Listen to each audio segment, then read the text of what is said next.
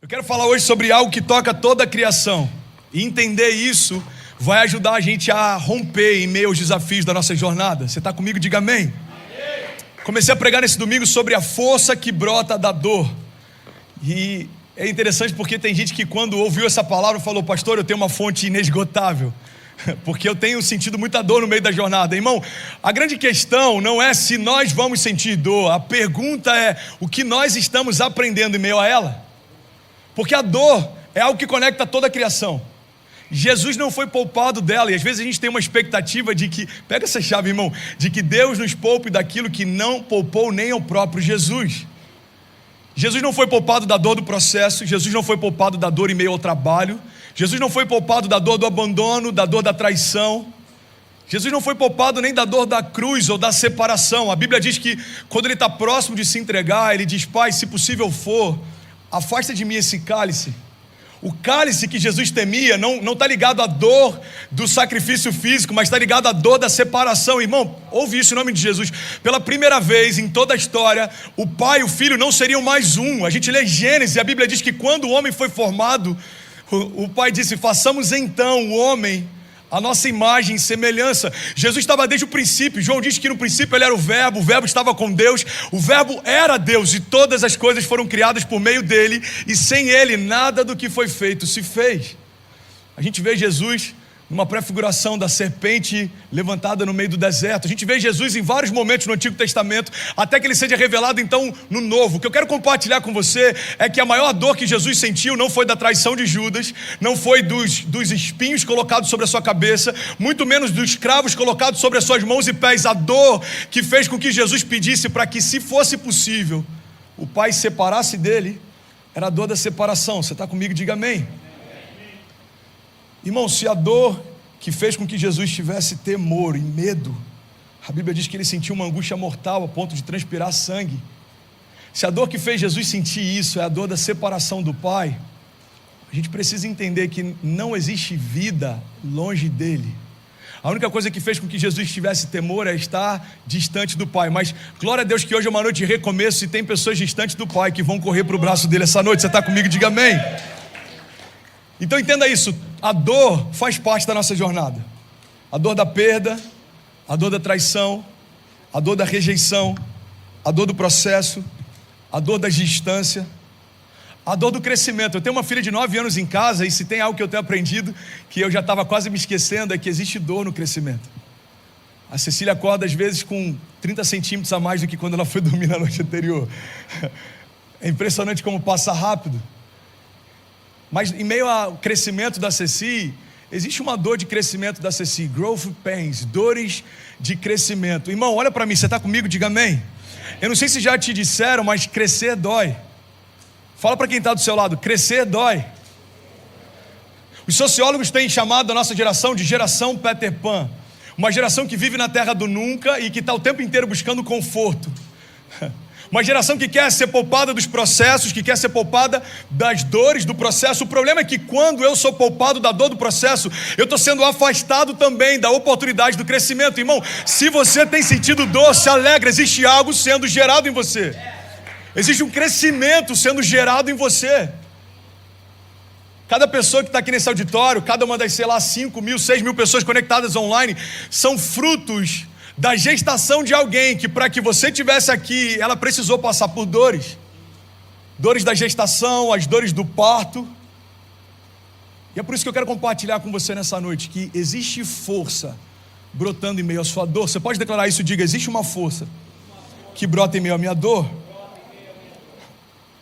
Tem muita gente desistindo, irmão, dos processos porque se esqueceu do propósito.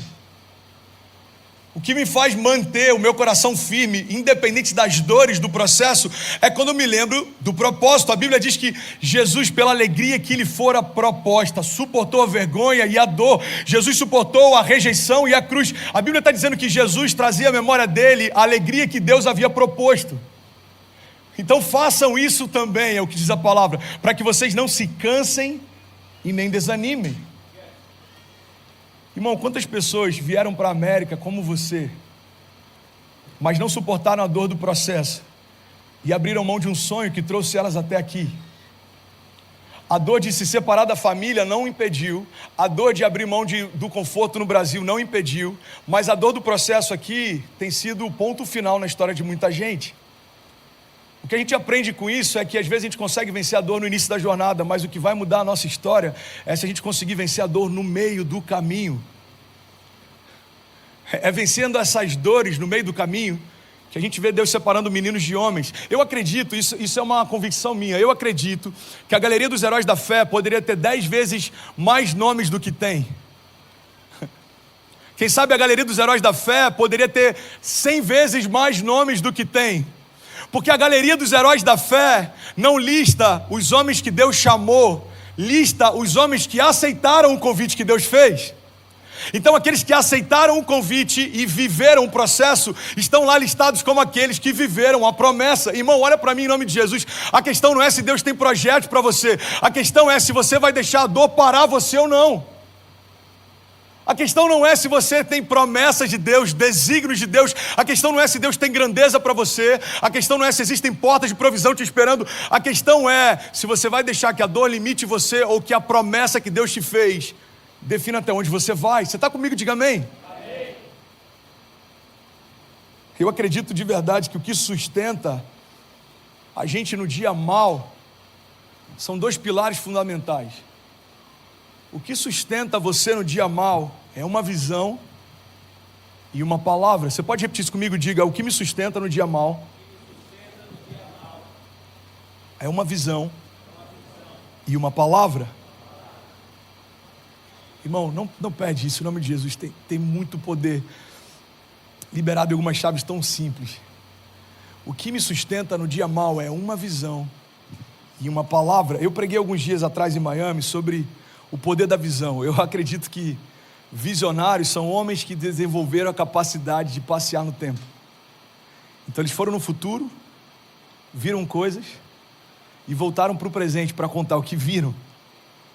Todo visionário consegue ver além do seu tempo. Todo visionário tem uma visão que vai além das suas circunstâncias. Todo visionário consegue ver além da sua dor.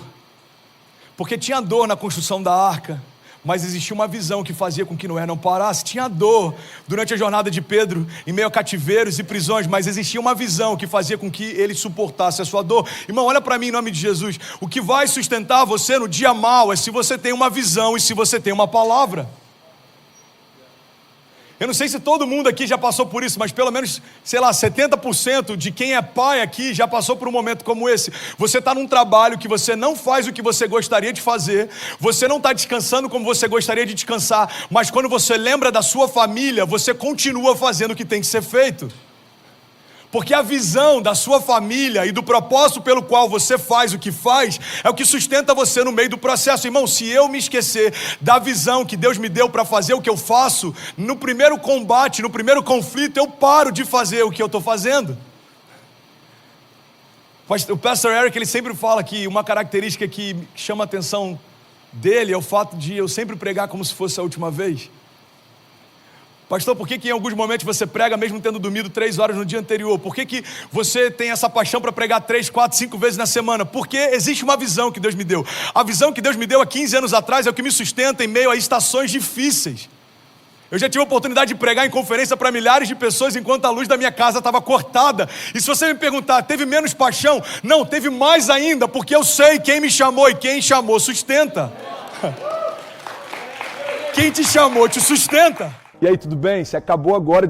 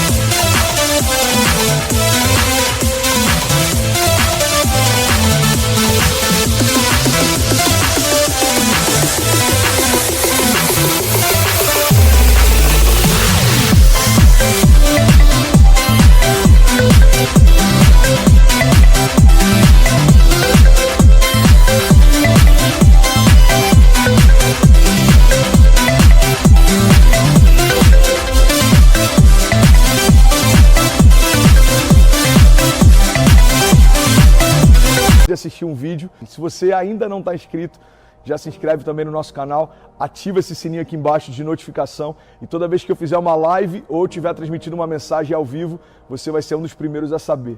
Mas eu deixei mais 2 indicações aqui que eu espero que façam muito sentido para você, então já aproveita.